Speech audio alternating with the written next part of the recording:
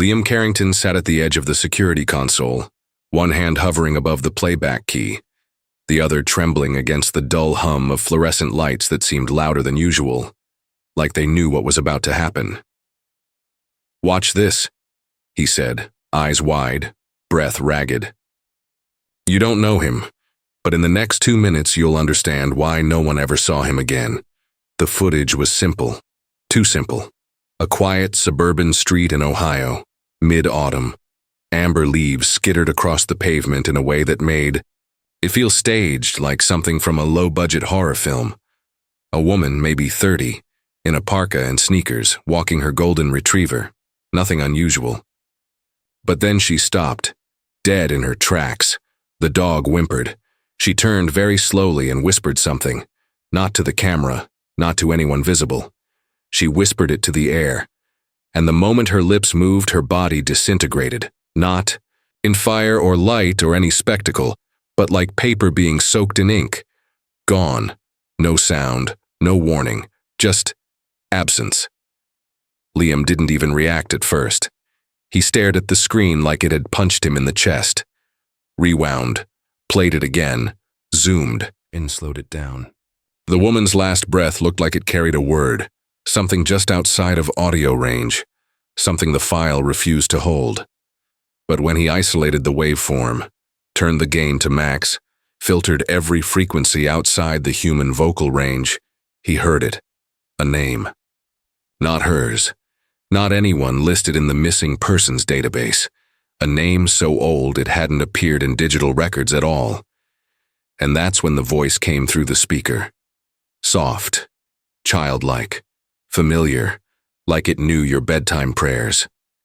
"He's watching." That night, Liam left his apartment without telling anyone. He locked every drawer, wiped his drives, and turned off his phone for the first time in 5 years. But before he disappeared, before the police found his car idling at the edge of an empty field in Nebraska, he uploaded a single file to a hidden server titled "Only with 5 numbers." 35. And that's how I found this. Not in a thread, not in a cloud folder. I found it behind 3 layers of corrupted code in an abandoned NASA terminal, buried under Cold War research logs. And what's inside is worse than any conspiracy theory you've ever laughed off with a beer in your hand. It's not about aliens, it's not about secret societies, it's about us. Humans, you, me. What we eat, what we claim to dominate. Apex predators? We don't just kill them, we feast on them. Tigers, sharks, bears, we roast them, grill. Them. Serve them with garnish and wine like it's normal. But it isn't. Not when every other intelligent species across the known galaxy treats apex life forms with sacred fear. Not when they watch us do it and fall silent. One of them tried. To warn us, not a human, something older. It left a message buried inside a radio signal intercepted in Montana, transmitted for exactly 13 seconds on a frequency only used for military distress calls. The translation was crude, but the meaning was clear. It said, "You are being watched for what you consume. The balance has tipped. He has risen. You think this is a creepypasta? You think this is a joke? Then tell me why the name that woman whispered, the one no database recognizes, was your last name. And here's where it gets worse. The baby, the one in the hospital in Tallahassee. It opened its eyes at 3:13 a.m. last night, looked at its mother, and said in a perfectly calm voice, "Liam Carrington is not gone. He is in the kitchen. She doesn't have a kitchen. She lives in a rehab center with locked doors, sterile halls, and cameras in every room. I'll show you the clip. But before I do, tell me something, honestly. Have you eaten meat in the last 72 hours? If yes, this might already be too late." The moment the baby's voice echoed through the sterile silence of that locked hospital room, a crack appeared in everything I thought I understood. Liam Carrington is not gone. He is in the kitchen. Words that should have been nonsense, because the mother, Julia, had no kitchen, no home, just the sterile corridors of the rehab center with its antiseptic smell and ever-watchful cameras. Those words ricocheted through the mind like a gunshot in an empty theater. Should have shattered me. It did. But then the line between what was real and what was broken in me started to blur.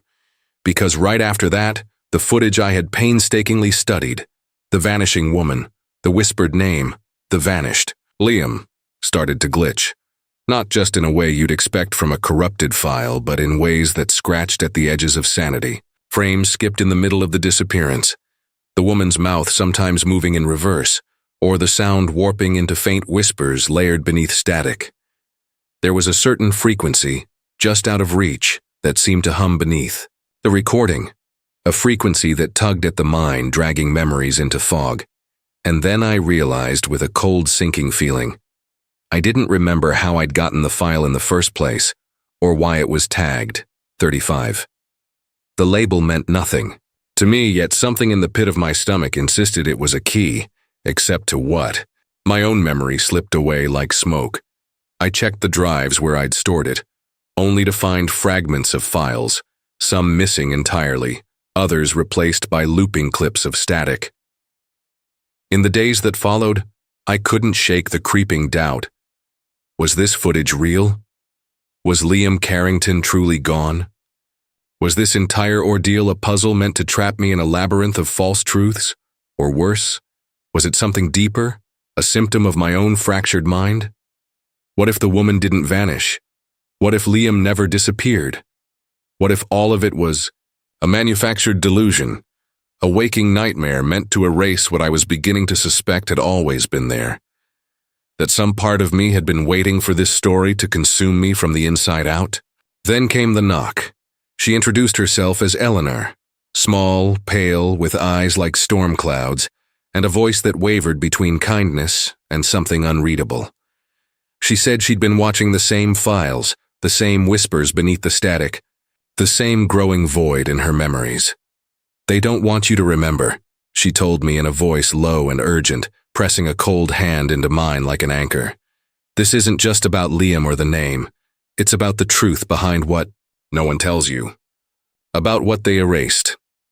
She didn't clarify who they were, but the paranoia tightened its grip around my chest as her gaze darted nervously toward the windows.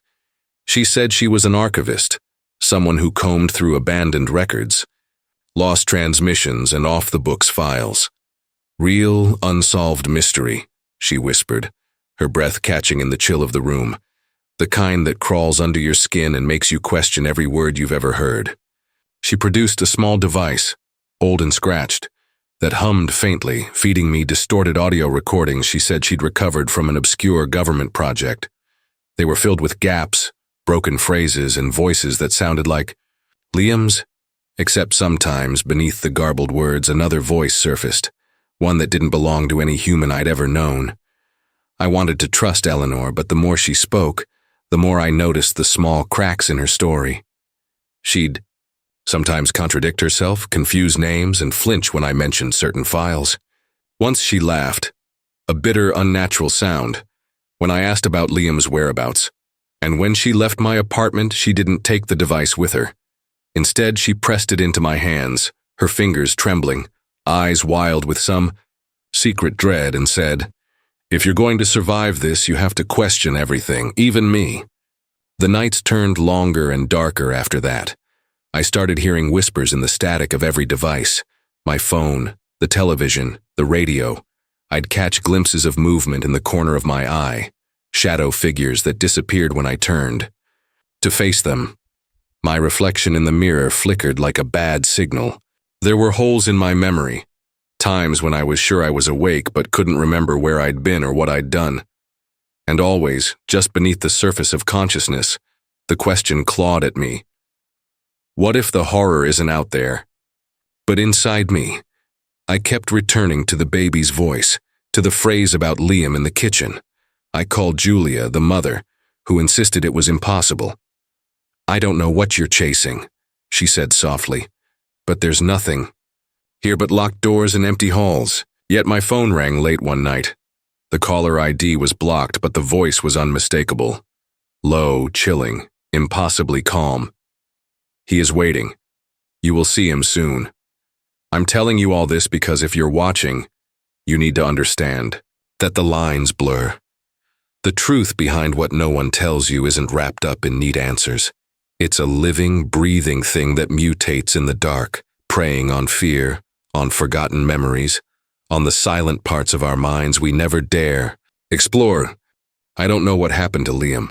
I don't know if he's a victim or a ghost or something else entirely, but I know this. Something is watching. Something waits. And the deeper you dig into these files, these whispers, these unsolved mysteries, the more you risk losing not just the story, but yourself. And the worst part, I think the thing in the static, it's already inside your head. For a fleeting moment, I believed the labyrinth of shadows was unraveling, that the tangled web of whispers and vanishings had a thread I could grasp. Eleanor and I, our uneasy alliance forged from suspicion and desperation, had traced a pattern back to a decades-old incident tucked away in an archive that most had long forgotten. It was called the Hollow Creek Disappearance, a small town lost in the heartland, wiped off maps after a string of strange vanishings in the late 70s. They said it was just kids running off, or maybe a cult that dissolved quietly into the night. But the footage Eleanor uncovered told another story. Grainy, color-drained, the local newsreels flickered to life, showing blurred figures dissolving into the air, disappearing one by one in a way no rational mind could explain. The footage was eerily like the scene with the woman in Ohio, the same slow, deliberate whispering moments before vanishing. I felt the weight of a hidden truth pressing on my chest, the pieces aligning in a pattern that felt too deliberate to be coincidence. That's when I found the diary. It belonged to a man named Gerald McKenna, the town's sheriff at the time. His handwriting trembled on yellowed pages, a silent scream captured in ink. They watch, not just from the shadows, but from within. We are prey, and the predator does not hunger for flesh alone. It feeds on our memories, our fear. I fear my mind is no longer my own. It was the first time I felt less alone, as if a ghost from the past was reaching across decades to tell me, "You're not crazy. They lied to you." Eleanor and I pored over every word, every faded photograph. I held on to the idea that we'd uncovered the roots of this nightmare, the seed of something so old it had seeped into the very fabric of reality. And then the phone call came, a quiet whisper that carried no warmth, only the hollow certainty of finality. "It's coming. Back," Eleanor murmured, voice cracking with something between fear and awe. It never left. We stared at each other, a silent pact forged in the stale glow of the monitor's light. For the first time, the unspeakable felt tangible. We were close. But then the details surfaced. A name scrawled hastily in the margins of the diary, a name that didn't fit anywhere else in the record. Charlotte. I asked Eleanor about it, but she froze, her eyes distant as if fighting to remember something she'd buried too deep. That name, it shouldn't be there. She shook her head, the fragile veneer of certainty cracking, like thin ice beneath our feet, and suddenly the line between past and present blurred. I recalled the first time I'd felt the dread, the night my sister Cassie vanished from our childhood home without a trace. Her last words a fragmented whisper I could never quite catch. My parents had said it was a simple runaway, a mistake, buried beneath years of grief and silence. But now, holding Gerald's diary, it felt like the first thread of a nightmare stitching itself through my life. Cassie, Charlotte. The names mingled, overlapping in a way that made my skin crawl. The air thickened with a psychological weight I couldn't shake. The sensation of eyes boring into my soul, watching, waiting. Not a creature of flesh and bone, but something older, darker. A force that thrived not on terror alone, but on the slow unraveling of reality, on the fracture of memory itself. The dread wasn't in what we saw, but what we couldn't remember. The glitched fragments of time, slipping away before we could grasp them. Eleanor admitted she'd found erased moments in her own life. Days missing like holes punched through a calendar, memories replaced with eerie silence. As I stared at the diary one last time, the truth crashed down with the weight of 1,000 unanswered questions. The entire story, every whispered name, every vanishing was a loop, a recursive nightmare folding back on itself. We weren't uncovering a secret so much as reawakening something ancient, a psychological parasite feeding on our collective trauma, dressed up in the guise of forgotten memories and erased histories. The force had been watching from the beginning, lurking behind every frame, every crack in the static. It was personal because it lived in the dark corners of our minds, a predator shaped from the deepest fears humanity buries beneath the surface. And then I saw it, a detail so small I almost missed it. In the corner of a faded photograph of Hollow Creek, almost imperceptible beneath layers of dust and time, was a reflection in a cracked window. A figure, indistinct but unmistakable, watching. Not a ghost, not a person. Something else. Something that had been there the whole time, in every file, every whisper, every missing memory. I rewound the footage, slowed it down, replayed the diary's pages. The baby's voice in Tallahassee, the woman disappearing on that Ohio street. Liam's last transmission. They were all pieces of the same broken mirror reflecting back the horror of what we had ignored. The truth wasn't hidden in the files or the recordings. It was hidden in the gaps, in what they erased, what we forgot, and what we dared not speak aloud. And just like that, everything shifted. The story wasn't linear or complete. It was a fragment of a nightmare looping infinitely through time. A rewatch forced itself on me, demanding I see what I missed. The whispered names, the static glitches, Eleanor's fearful contradictions. They were not just parts of the puzzle. They were warnings. I realized then with a cold clarity that made my blood run thin. I had been part of the story all along. The mystery, the fear, the vanishing. It wasn't just happening to us. It was happening because of us. And now, you have to ask yourself, when you go back and watch this again, what will you see that you missed the first time? What memory will slip through your fingers like smoke? Because the deeper truth, the real unsolved mystery, isn't out there in the files or in forgotten towns. It's inside your head, watching, waiting, hungry for the moment you stop questioning. You're not crazy, but you're definitely being watched. The silence in the room was not just absence, it was a presence, a thick, suffocating thing that weighed on my chest like the kind of dread that comes from knowing you are no longer alone in your terror. That the nightmare you thought was yours alone is shared by others scattered across unseen corners of this country. I had always believed I was the sole witness to the unraveling, the only one trying to piece together the puzzle from fragmented files and whispered voices. But the truth, what I stumbled onto in the digital shadows, was that I was part of a larger, silent network. Others who had been watching, waiting, silently connecting the dots in the dark, sending cryptic messages encoded deep within comment sections, encrypted within dead forums, even buried inside the static of broadcast. Signals no one dared to mention. It began with the messages.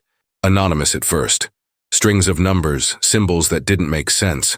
Strange recurring glyphs resembling distorted eyes or fractured clocks, shared repeatedly across obscure corners of the internet. I started seeing them everywhere. Slipped into photo metadata, hidden in audio waveforms beneath the hiss of static, almost like a secret language only the initiated could decode. And then the dreams began, shared by those same unknown others. Dreams of shadowy figures and erased faces, corridors that twisted and folded impossibly, voices whispering the same name, the same chilling phrase I had heard whispered by the woman on that Ohio street, and by the baby in Tallahassee. He is watching. There were nights when I would wake gasping, sweat-drenched, not from fear but from an overwhelming sense of familiarity, as if these dreams were not nightmares but memories, lost fragments being transmitted across the unseen channels of a fractured consciousness. I'm convinced now that what we're experiencing is less a story and more a contagion, an infection of the mind that spreads through the very way we perceive reality, reshaping identity itself. The memories we cling to, the names we think we've forgotten, the truths we tell ourselves, they're all in question. Control slips away. replaced by a deeper, more insidious force that manipulates not just what we see, but what we think we remember. It was during one of these restless nights that I encountered the third perspective, the observer. Unlike me, or Eleanor, unlike the whispers and shadows that flickered in every corner of this unraveling mystery, this observer seemed untethered from the fragmented memories, detached yet intensely present. I first came across their account buried within the digital chaos, a carefully logged journal dated back 20 years, found footage from 20 years ago, an unedited stream of consciousness from someone who claimed to have watched from the beginning, recording everything the government never released, everything deliberately hidden from public eyes. Their words were raw, unsettling, drenched in the heavy atmosphere of someone grappling with a truth too vast to bear alone. They wrote of watching the same disappearances, the same whispered names, and of a force so pervasive it seeped into every layer of society and psyche, quietly orchestrating the erosion of identity itself. What unsettled me most was their insistence that the phenomenon wasn't random, but a test, something probing the limits of human perception and control. They spoke of how memories could be extracted, how identities were malleable, how the very fabric of reality might be rewritten by unseen hands, leaving behind only the echoes we mistake for truth. They warned that those who saw the signs, who recognized the symbols, who heard the whispers, were both targets and key players in a game larger than any of us dared imagine, a game with rules too complex for our fragmented minds to grasp fully, but with stakes as high as the fragile sense of self we cling to. As I dove deeper into their recordings, I felt the oppressive weight of inevitability. This was not a story with an ending, but a living, breathing conspiracy drawing us all in, binding us through shared trauma and fractured memory, making us complicit in a reality that bends and twists with every new piece we uncover. I realized that the Watchers, the force beyond comprehension, thrived not just on fear but on confusion, on our inability to trust what we see or remember, twisting our perception until the line between observer and participant, truth and illusion, blurred completely. The final entry in their journal was a fragmented warning, a plea cast into the void. You were right all along, but the truth you seek is a mirror. Look too long and you will lose yourself. The eyes watching are not just outside, they are inside. They have been here since before memory began, and they wait for you to see. And so, here we stand, on the edge of a truth that shatters everything we thought we knew, caught in a web of shared nightmares, cryptic symbols, and erased histories, knowing that every new discovery folds back on itself, demanding a rewatch, a reread, a reckoning. The question isn't whether the Watchers are real. They are. The question is, how much of yourself are you willing to lose to see what they never wanted you to find? The moment came not with a shout or a bang, but as a quiet, unbearable stillness. Inside my chest, a pause so profound it felt like the whole world had taken a breath and held it just for me. For so long, I chased the what, the how, the who, trying to piece together a story from shattered fragments that belonged to strangers and ghosts. But now, standing on the edge of everything, the question had changed. It was no longer about what happened to Liam, or the vanished woman, or the lost children of Hollow Creek. It was about why. Why this darkness had nested itself deep in the cracks of our memories, why it fed on the fragile fibers of identity, why it seemed to choose us, pull us into the unfolding nightmare with such intimate precision. I sat alone in the half-light of my apartment, the faint glow from the screen casting long shadows against the walls as Eleanor's voice crackled through the speaker. A raw thread of confession, trembling and broken, like she was tearing something raw from her own soul. Maybe it's not about saving anyone, she whispered, her words fraught with pain. Maybe it's about what we're willing to lose, what parts of ourselves we give up to hold on to the rest. I could hear the ragged breath beneath the words, the weight of years spent wrestling with a truth that didn't just haunt our memories but threatened to consume the core of who we were. I realized then, with a terrifying clarity, that the Watchers, the force threading itself through the static and shadows, weren't just outside us. They were a mirror held up to the human condition, reflecting back not only our fears but our deepest fragilities. This wasn't a story about monsters or conspiracies. It was a story about existence, about how fragile our sense of self truly is when confronted by the vast, unknowable darkness inside and around us. They weren't feeding on us because they hated us. They were feeding because that darkness is us, the parts we deny, forget, erase, or bury so deep we can barely recognize them. The real terror wasn't being watched. It was realizing we are watching ourselves fall apart. And in that moment of reckoning, the choice came into sharp focus, one that felt like stepping off a cliff without knowing if the fall would end in destruction or rebirth. I could keep chasing the fragments, keep trying to hold together the crumbling edges of memory and identity, or I could surrender to the silence, embrace the unknown, and face the terrifying possibility that the self I thought I was might be a lie, a mask made of lies and forgotten truths. The confession spilled from me raw and unexpected, a memory I hadn't dared confront until then. "I lost Cassie," I said aloud, voice barely more than a whisper. And I pretended it didn't matter. I told myself she left, that she was gone. But the truth is, I don't know if I lost her to the world or to this. The emptiness that followed was a chasm, an echo of every vanished face I'd seen, every whispered name that slipped through the static. The weight of it crushed me, and yet beneath it there was a fragile thread of something like hope, because maybe the mystery wasn't just a trap designed to erase us, but a brutal awakening. Maybe this darkness wasn't an end, but a doorway. Terrifying and uncertain, but a doorway nonetheless. To see it was to see the raw edges of human existence laid bare. Our fears, our pain, the unbearable fragility of memory and identity. To walk through it was to face the ultimate truth, that to be human is to live in the tension between knowing and forgetting, between shadow and light, between loss and the stubborn pulse of hope that somehow, even in the darkness, refuses to As I sat back, the room dissolving into the quiet hum of the night, I felt like I was waking from a dream I hadn't even known I was in. A dream stitched from the stolen fragments of lives and memories, from the silent screams of those who vanished and those who watched. The story wasn't over. It was only beginning.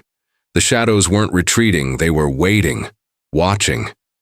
And in that eerie stillness, as the screen flickered one last time, the weight of everything settled like a whispered truth beneath my skin. Some stories don't end because the truth is too wild, too dark, too alive to ever be contained. Thank you for watching. Don't forget to like, share, and subscribe for stories you were never meant to hear. Until next time, remember, some truths don't want to be found.